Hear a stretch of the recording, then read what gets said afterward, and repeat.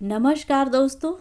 कहानियों की श्रृंखला में आज सुनेंगे रविंद्र कालिया जी की कहानी 9 साल छोटी पत्नी। लेकिन उससे पहले मेरा आपसे विनम्र अनुरोध है कि अगर मेरे द्वारा सुनाई हुई कहानियाँ आपको अच्छी लगती हैं तो मेरे चैनल को सब्सक्राइब ज़रूर करें, लाइक करें और अपने दोस्तों और परिचितों में शेयर भी करें। बेल आइकन दबाना बिल्कुल भी ना भूलें। इस कहानी का सार बताना चाहती हूँ। इस कहानी की नायिका तृप्ता अपने पति से 9 साल छोटी है। शादी से पहले उसका किसी से प्रेम होता है, जिसके पत्र वो अपने साथ ले आती है और एक बॉक्स में ताला लगाकर रखती है। अपने पति की अनुपस्थिति में वह उसको छुपाकर पढ़ती है।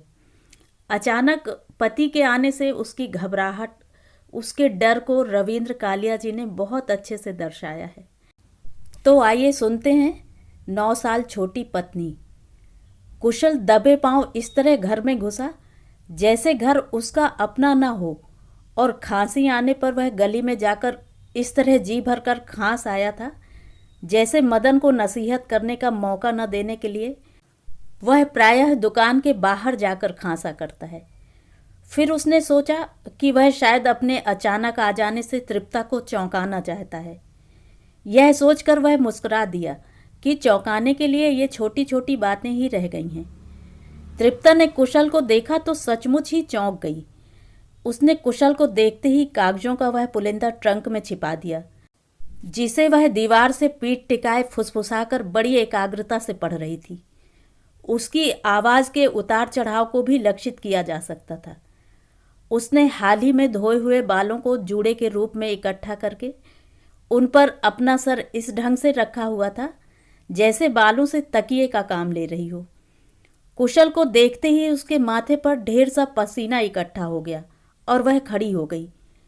उसके बाल खुलकर कंधों पर बिखर गए। उसने कॉर्निस से लाल रंग का रिबन उठाया और बाल बांधने लगी। कुशल ने खाट पर बैठकर अपने जूते उतारे और बोला, आज मदन दिल्ली गया है और मैं उठाया। तृप्ता की कमीज पसीने से देह पर चिपकती जा रही थी और गर्दन से पसीने के कतरे चूकर कॉलर बोन पर ऐसे रेंग रहे थे जैसे मेह के बाद बिजली के तारों पर पानी रेंगता है। उसने कमीज के पल्लू से अपना मुंह पोंछा और बोली, आज तो बहुत गर्मी है। फिर उसने ट्रंक को खाट के नीचे सरकाते हुए कहा, मैं तो समझी थी प्रकाश खाना लेने आया होगा, आप इस समय कैसे आ गए? फिर उसने कुशल के चेहरे की ओर देखते हुए पूछा, तबीयत तो ठीक है? कुशल सोचने लगा कि यदि वह तृप्ता के स्थान पर होता तो इस समय कैसे आ गए के स्थान पर कहाँ से टपक पड़े।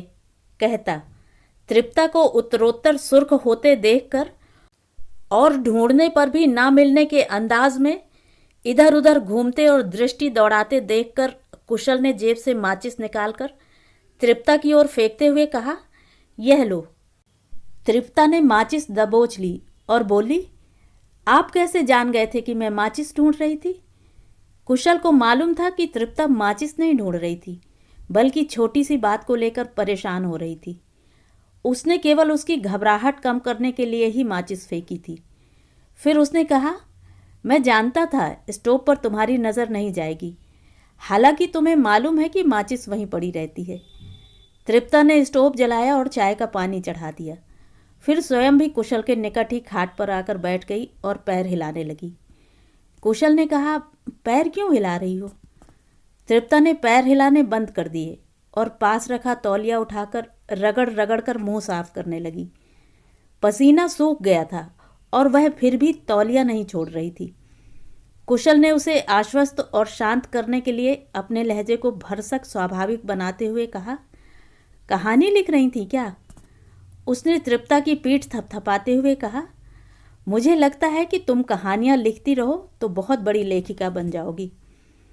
तृप्ता कुशल की ओर देखकर मुस्कुराई और उसकी बुशर्ट पर रेंगती हुई एक चींटी फेंकते हुए बोली, शादी के बाद तो कुछ भी नहीं लिखा, वही पुरानी कहानी पढ़ रही थी जिसे सुनकर आपने मेरा बहुत मजाक उड़ाया था। वह फिर पैर हिलाने लगी और शिकायत की मुद्रा में कुशल की ओर देखने लगी। कुशल ने महसूस किया कि कई बार बेवकूफ़ बनाकर उतना मज़ा नहीं आता जितना बनकर आता है। परंतु जब तृप्ता बिल्कुल निश्चिंत हो गई कि कुशल पूरा बेवकूफ़ बन चुका है तो कुशल को यह अच्छा नहीं लगा। उसने कहा, अजीब बात है, टांगें तो मेरी दर्द कर रही हैं और हिला तुम रही हो। फिर उसने कुछ देर चुप रहकर कहा, तृप्ता ज़रा मेरी ओर देखो। तृप्ता ने तौलिए को ऊपर सरका कर थोड़ी सी आंख नंगी की और तुरंत मुंह छिपाते हुए बोली, आप मुझे डरा क्यों रहे हैं? डरा कैसे रहा हूँ? कुशल को हल्की सी खुशी हुई। उसने तृप्ता के हाथ से तौलिया खींचते हुए कहा, देखो स्टोव शायद बुझ गया है। तृप्ता अतिरिक्त त्वरा से भागकर स्टोव की ओर गई, जैसे दूध उफन गया हो, और फिर कुशल की ओर पीठ करके स्टोव के निकट ही पटिया पर बैठ गई। सहसा कुशल को लगा कि बाथरूम का नल खुला है। वैसे बाथरूम का नल तब तक खुला रहता है जब तक म्यूनिसिपैलिटी उसके रगों को पानी मुहैया कर सकती है। इससे पहले गली में शोर कर रहे बच्चों की आवाज़ भी उसे सुनाई नहीं दे रही थी। बच्चों का शोर सुनकर वह सहसा मुस्कुरा दिया। मदन जब कभी मूड में होता है तो दुकान में आने वाले ग्राहकों को कभी कभी कुशल का हवाला देकर सुनाया करता है कि भारत में तभी चैन से सोया जा सकता है। मदन चुटकी बजाकर कुशल को हाफ सेट चाय का ऑर्डर देने का संकेत करते हुए अपनी बात जारी रखता है। जब रात को अपने बच्चों की चिल्लपों को लोरी समझें और सुबह गली के नन्हे मुन्नों के सामूहिक रोदन से घड़ी के अलार्म का काम लें। इतवार की दोपहर तो कुशल जैसे तैसे करके घर में ही बिता लेता है, परंतु इस समय बच्चों की धींगा मुश्ती ना तो लोरी का काम दे रही थी और ना घड़ी के अलार्म का। उसने तृप्ता से पूछा, क्यों तृप्ता, गली के बच्चों के स्कूल कब खुल रहे हैं? तृप्ता ने मुस्कुराकर पीछे की ओर देखा। वह शायद अब तक संभल चुकी थी, या शायद उक्त प्रश्न की संभाव्यता से प्रभावित होकर उसने सोच लिया था कि कुशल की दृष्टि इतनी पैनी नहीं है जितनी कि वह समझ बैठी है। वह स्टोव से केतली उतारने लगी। उसने कुशल के लिए चाय का प्याला तैयार किया और कुशल को पकड़ाते हुए बोली, आप सेब बना लें, मैं तब तक आपके कपड़े आयरन कर दूं। कितना अच्छा रहे अगर आज हम पिक्चर चलें। मेरा ख्याल है पिक्चर तो हम मदन के लौटने तक नहीं जा सकेंगे। उसे दिल्ली जाना था सो मैंने पैसे नहीं मांगे। पिक्चर जितने पैसे मेरे पास हैं, तृप्ता ने पैरों से ट्रंक को खाट के और भी नीचे धकेलते हुए कहा। कल सोम दे गया था। कुशल की लंबी नाक चाय के प्याले में डूब गई। उसने अंतिम घूंट भरने के बाद खाली प्याला तृप्ता के हाथ में थमाते हुए कहा, पहले चाय का एक और कप, बाद में कुछ और। कुशल कल से ही सोम की चर्चा में आनंद ले रहा था। कल जब सोम घर का पता जानने के लिए दुकान पर आया था तो कुशल जानबूझकर सोम के साथ स्वयं नहीं आया था, बल्कि उसने दुकान के नौकर के साथ सोम को घर भिजवा दिया था। जब सोम आया था तो कुशल एक पत्र टाइप कर रहा था। जब वह चला गया वह फिर टाइपराइटर पर झुक गया और टाइप करने लगा। सोम डरपोक था कि तृप्ता डरपोक थी? नहीं सयानी, सोम डरपोक था, सोम डरपोक है, सोम डरपोक रहेगा। तृप्ता डरपोक थी, तृप्ता डरपोक। कुशल ने मदन की ओर देखते हुए कागज निकाला और मेज के नीचे ले जाकर रद्दी की टोकरी में फेंक दिया। शाम को जब वह घर लौटा तो सोम जा चुका था। भोजन के बाद जब तृप्ता तश्तरी में आम ले आई, उसने जानबूझकर नहीं पूछा कि आम कौन लाया है। आम की गुठली चूसते हुए तृप्ता ने कहा था, 5 बजे तक सोम आपका इंतजार करता रहा। कुशल ने उत्तर नहीं दिया था और तृप्ता को चाय के लिए कहकर नल की ओर चला गया था। सोम कह रहा था माँ बहुत याद कर रही थी। नल से लौटकर कुशल ने देखा तृप्ता के गालों पर आम का रस लगा था। उसने तृप्ता की बात अनसुनी कर दी और तौलिए से उसके गाल पोंछ दिए। चाय का दूसरा प्याला पीते पीते कुशल भी पसीने में भीगने लगा। उसने बुशर्ट उतार कर खाट पर रख दी और अपनी छाती के घने बालों में तिरता हुआ पसीना पोंछने लगा। काले बालों के बीच एक सफ़ेद बाल पर उसकी दृष्टि गई तो उसने उसे उंगली पर लपेटकर जड़ समेत उखाड़ दिया और फिर छाती पर हाथ फेरने लगा। तृप्ता ने टेबल घसीटकर कुशल के आगे कर दी और उस पर सेब का सामान टिका दिया। कुशल मुंह पर हाथ फेरते हुए आईने में अपना चेहरा देखने लगा। आप शेप बना लीजिए, तृप्ता ने कहा और कुशल की उतारी हुई बुशर्ट को चूहिया की दुम की तरह पकड़कर बाथरूम में ले गई। कुशल ने रेजर में ब्लेड फिट किया और देर तक मुंह पर साबुन के झाग करता रहा, परंतु उसका सेब बनाने को जी नहीं हो रहा था। उसे मालूम था कि अगर उसने सेब बना ली तो नहाना भी पड़ेगा, और नहाने के लिए वह बिल्कुल तैयार नहीं था। उसकी पिंडलियों में दर्द हो रहा था और देह का हर जोड़ टूट रहा था। यह सुबह से ही हो रहा था और यही कारण था कि वह सुबह भी बिना नहाए निकल गया था। इस अद्भुत थकावट और विचित्र दर्द से कुंद होकर आज सुबह उठते ही उसने तृप्ता से कहा था कि क्या कारण है, वह कल से अतिरिक्त प्रेम कर रही है। कुशल को चेहरे पर झांक करते देख तृप्ता ने पूछा कि वह क्या सोच रहा है। यही कि कुशल ने रेजर को पानी में गीला करते हुए कहा, इस पहली को एक नई खाट ले आऊँगा। तृप्ता को सुझाव बड़ा फिजूल लगा। बोली, मैं तो बहुत कम जगह घेरती हूँ, कई बातें अभी तुम्हारी समझ में नहीं आ सकती, तुम अभी बच्ची हो। कुशल ने आईने में से तृप्ता की ओर कनखियों से देखते हुए कहा, कई बार तो तुम्हारे मुंह से दूध की बू भी आती है। तृप्ता कुछ देर आवाक से उसकी ओर ताकती रही, फिर बाथरूम में चली गई। जब वह स्नान करके लौटी तो कुशल तब भी चेहरे पर झाग बना रहा था। तृप्ता को देखकर उसके दिमाग में किसी छायावादी कवि की पंक्तियां तैरने लगीं। उन्हें पकड़ने की बजाय वह तृप्ता को चेतावनी देने के लहजे में कहने लगा कि वह भविष्य में उसे शेप बनाने या स्नान करने के लिए कभी ना कहे। उसकी इच्छा होगी तो वह खुद स्नान कर लेगा। इतने में बाहर का दरवाज़ा खुला और किसी के आने की पदचाप सुनाई दी। तृप्ता ने उचक कर बाहर देखा और बोली, सुब्बी है। सुब्बी नीली आंखों वाली स्लिम सी तृप्ता की हमउम्र लड़की है। उसने आंगन में आकर कुशल को देखा तो जीभ निकालकर भाग गई। सुब्बी बहुत खराब लड़की है, तृप्ता ने कहा। लड़कियां सभी खराब होती हैं, कुशल ने कहा।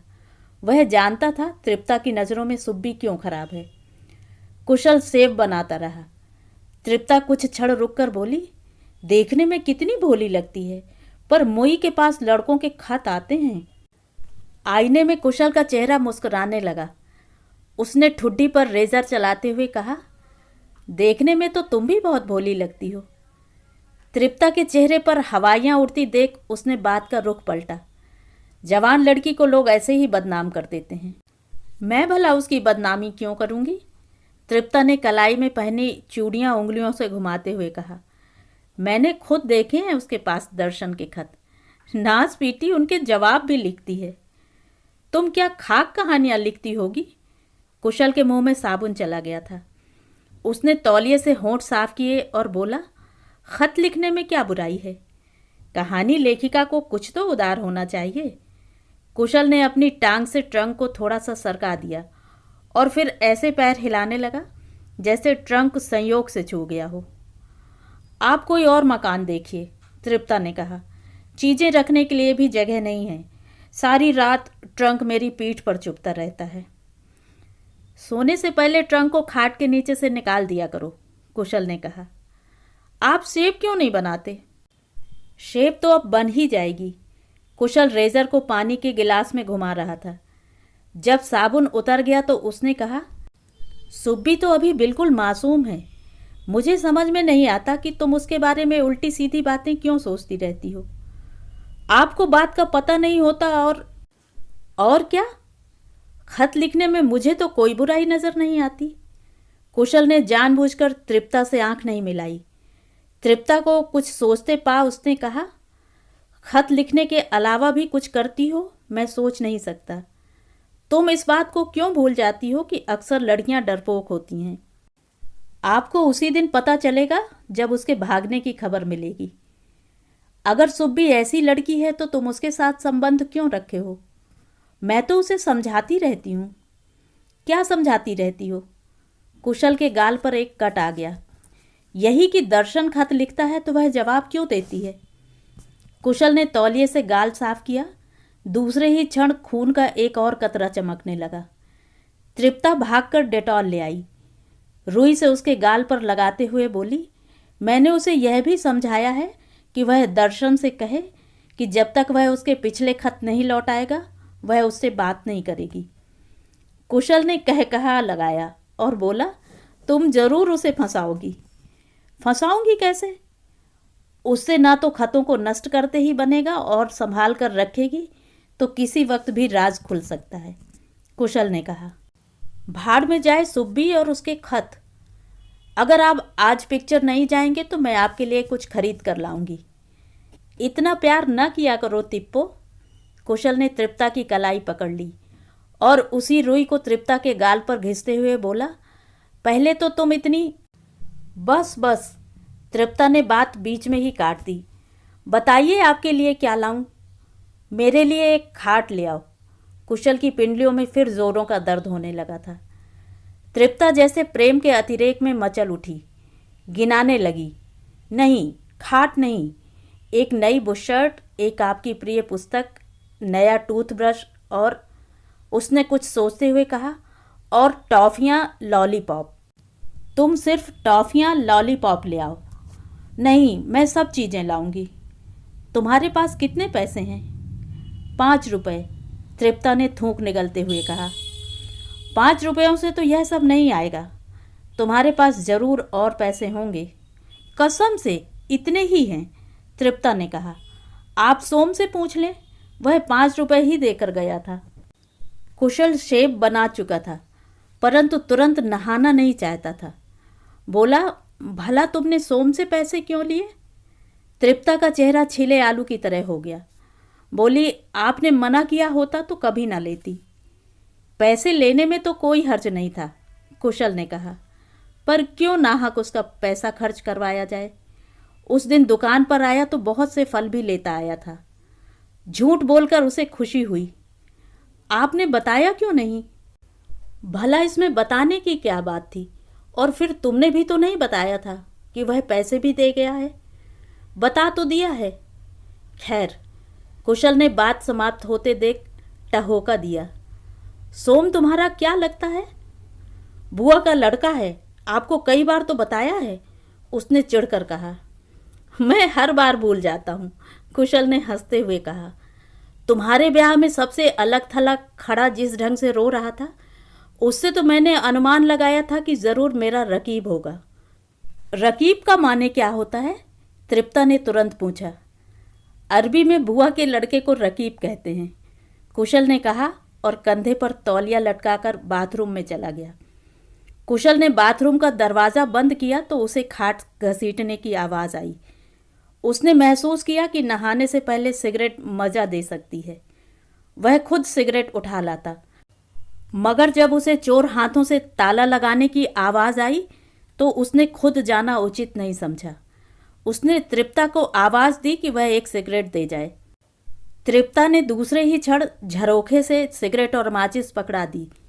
सिगरेट पकड़ते हुए उसके मन में तृप्ता के प्रति प्यार उमड़ने लगा।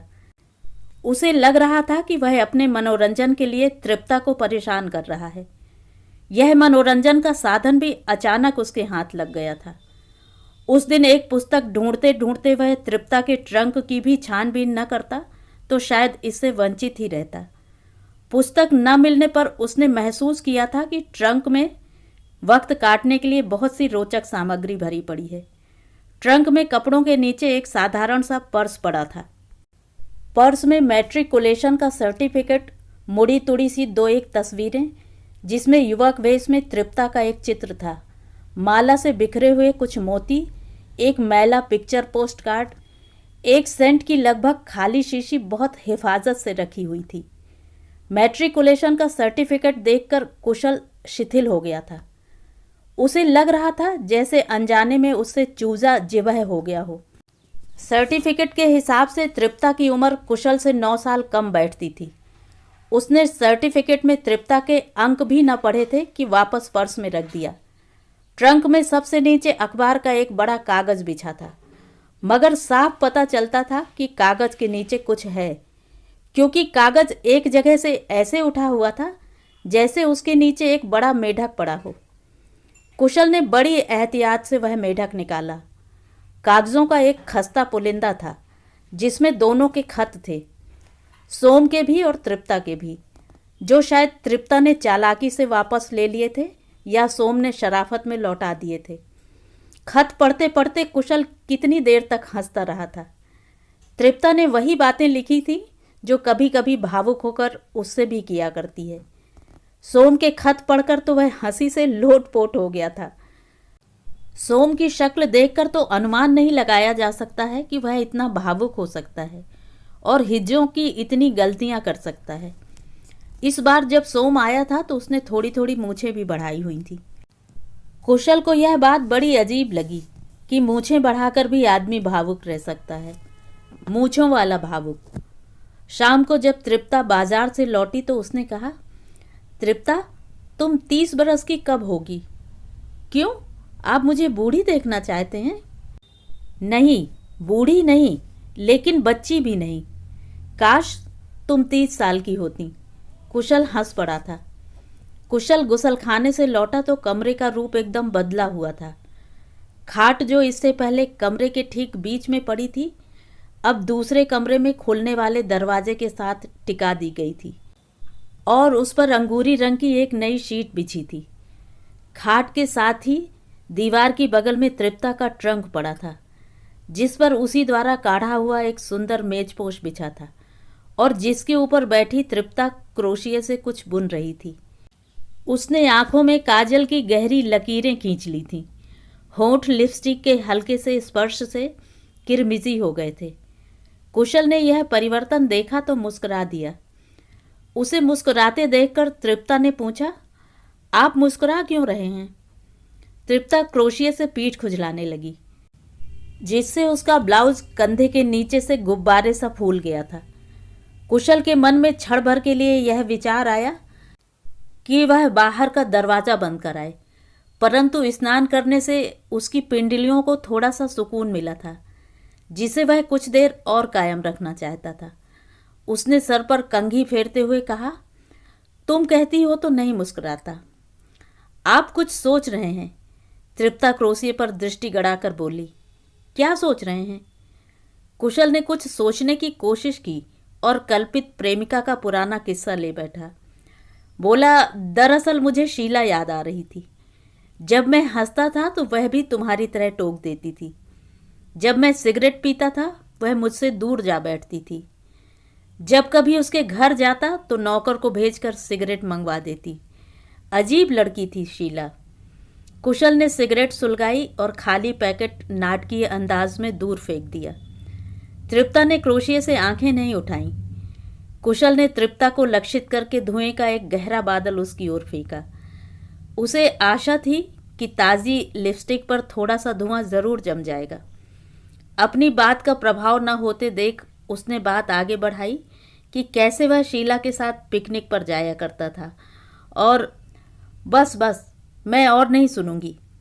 तृप्ता ने क्रोशिये से आंखें उठाकर कुशल की ओर अविश्वासपूर्वक देखते हुए कहा, आप मुझे बेवकूफ़ बना रहे हैं। कुशल ने एक लंबा कश लिया और बोला, अच्छा अब तुम मुझे बेवकूफ़ बनाओ। इस बार उसने नाक से धुआं छोड़ा। तृप्ता को चुप देखकर उसने कहा, बनाओ भी? क्या? यही बेवकूफ़। उसने तृप्ता की ओर सरकते हुए कहा, तुम शायद समझती हो कि मैं पहले ही बेवकूफ़ हूँ। बेवकूफ़ तो आप मुझे बना रहे हैं। तृप्ता का चेहरा सुर्ख हो गया था और कड़वाहट पी जाने से उसने रुआसी सी होकर कहा, रकीब के माने क्या होता है? बुआ का लड़का। कुशल ने सिगरेट के टुकड़े को पैर से मसल दिया। कहानी लेखिका होकर इसका भी अर्थ नहीं पता। कुशल को मालूम था कि अब वह कहानी लेखिका का लबादा ओढ़ने के लिए विवश है। आपको मेरा कुछ पसंद भी है? तृप्ता की आंखों में पानी चमकने लगा था। वह चाहता तो आसानी से तृप्ता को रुला सकता था, परंतु उसने ऐसा नहीं किया। इधर उधर सिगरेट का कोई बड़ा टुकड़ा ढूंढते हुए उसने निहायत सादगी से कहा, निश्चित ही मुझे तुम्हारी रचनाएं पसंद आ सकती हैं, लेकिन तुम सुनाओ तब तो। तृप्ता ने कुशल की ओर नहीं देखा, उसकी बात भी अनसुनी कर दी और घुटनों में सर देकर बैठ गई। पहले तो कुशल के जी में आया कि तृप्ता को चुप करवाया जाए और उसी बहाने प्यार भी किया जाए, परंतु उसने महसूस किया कि सिगरेट के कश खींचे बिना प्यार नहीं किया जा सकता, भावुक तो बिल्कुल नहीं हुआ जा सकता। कुशल जानता है कि तृप्ता भावुकता रहित प्यार को स्वीकार नहीं करेगी। उसने घुटनों पर झुकी तृप्ता को देखा और पाँव में चप्पल पहनने लगा। तृप्ता के झुककर बैठने से उसकी पीठ भरी पूरी और मांसल लग रही थी। तृप्ता ने कुशल को चप्पल घसीटते हुए बाहर जाते देखा तो वह सिसकियां भरने लगी। कुशल के मन में तृप्ता के प्रति करुणा उमड़ रही थी। उसे दुकान से इस प्रकार उठाने में कोई तुक नजर नहीं आ रही थी। उसे मालूम है कि अब वह तृप्ता को जितना भी मनाने का प्रयत्न करेगा वह उसी मात्रा में रूठती चली जाएगी।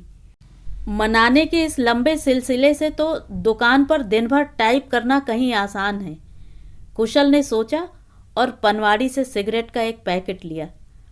वह लौटा तो भरे टब में पानी गिरने की वही चिर परिचित आवाज़ सुनाई दी। उसे लगा जैसे सहसा किसी ने देर से उसके कानों में रखी रुई निकाल फेंकी हो या वह बरसों पुराने माहौल में लौट आया हो। उसने देखा तृप्ता खाट पर औंधी लेटी थी और उसने अपना मुंह तकिए में छिपा रखा था। स्टोव पर पानी उबल रहा था और जले हुए कागज के पुर्जे खुश्क और भटके पत्तों की तरह कमरे में इधर उधर उड़ रहे थे। कुछ कागज स्टोव पर रखे पानी में तिर रहे थे। कुशल ने बड़ी एहतियात से एक स्याह कागज उठाया और तृप्ता की पीठ पर पापड़ की तरह चूर्ण करते हुए बोला, कहानी जला डाली क्या? उठो, ब्याहता स्त्रियां बच्चों की तरह नहीं रोया करती। तृप्ता जो धीमे धीमे सुबक रही थी फफक कर रोने लगी और उसकी हिचकी बंध गई। कुशल खाट के निकट पड़े ट्रंक पर बैठ गया और खुले ताले से खेलने लगा जो मेज पोश पर पेपर वेट सा पड़ा था। सिगरेट सुलगाकर भी वह तृप्ता को चुप कराने का साहस न बटोर सका। उसे लग रहा था तृप्ता का रोना बिल्कुल जायज़ है। तो ये थी कहानी। कहानी आपको कैसी लगी कमेंट करके ज़रूर बताएं।